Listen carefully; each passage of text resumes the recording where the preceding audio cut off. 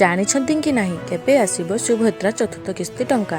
ରାଜ୍ୟ ସରକାରଙ୍କ flagship scheme Subhadra ଯୋଜନାରେ 3ଟି କିସ୍ତି ଟଙ୍କା ହିତାଧିକାରୀଙ୍କ ଖାତାକୁ ଆସିସାରିଛି। 3ଟି କିସ୍ତିରେ ମୋଟ 15,000 ଟଙ୍କା ପାଇସାରିଛନ୍ତି 1 କୋଟିରୁ ଅଧିକ ହିତାଧିକାରୀ। ଚତୁର୍ଥ କିସ୍ତି ଟଙ୍କା କେବେ ଆସିବ, କେଉଁମାନେ ପାଇବେ? ଆସନ୍ତା ବର୍ଷ ମହିଳା ଦିବସ ଅର୍ଥାତ୍ 2026 ମାର୍ଚ୍ଚ 8 ତାରିଖରେ ମିଳିବ ସୁଭଦ୍ରା ଯୋଜନାର ଚତୁର୍ଥ କିସ୍ତି ଟଙ୍କା। ରାକ୍ଷୀ ପୂର୍ଣ୍ଣିମାରେ ମିଳିଥିଲା ତୃତୀୟ କିସ୍ତି ଟଙ୍କା। ଏବେ ନୂଆ କରି ଆବେଦନ କରିହେବ ନାହିଁ। ପୋର୍ଟାଲ ଭେରିଫିକେସନ ଅନୁସାରେ 1 କୋଟିରୁ ଅଧିକ ହିତାଧିକାରୀ ସୁଭଦ୍ରା ଟଙ୍କା ପାଇସାରିଛନ୍ତି।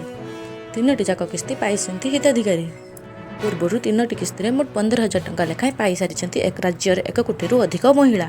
ତେବେ ନୂଆ ହିତାଧିକାରୀ ଆବେଦନ କରିପାରିବେ କି ନାହିଁ ସେ ନେଇ ପରବର୍ତ୍ତୀ ସମୟରେ ସୂଚନା ଦେଇପାରନ୍ତି ରାଜ୍ୟ ସରକାର। ଓଡ଼ିଶାରେ ପ୍ରଥମ ଥର ପାଇଁ ବିଜେପି ସରକାର ଗଠନ କରିବା ପରେ ଫ୍ଲାଗସିପ୍ ଯୋଜନାର ସୁଭଦ୍ରାର ଶୁଭାରମ୍ଭ କରାଯାଇଥିଲା। ରାଜ୍ୟରେ 1 କୋଟିରୁ ଅଧିକ ମହିଳାକୁ ଆର୍ଥିକ ଭାବେ ସ୍ୱାବଲମ୍ବୀ କରିବା ଉଦ୍ଦେଶ୍ୟରେ ଏଭଳି ଯୋଜନା ହାତକୁ ନେଇଥିଲେ ରାଜ୍ୟର ମୋହନ ମାଝୀ ସରକାର।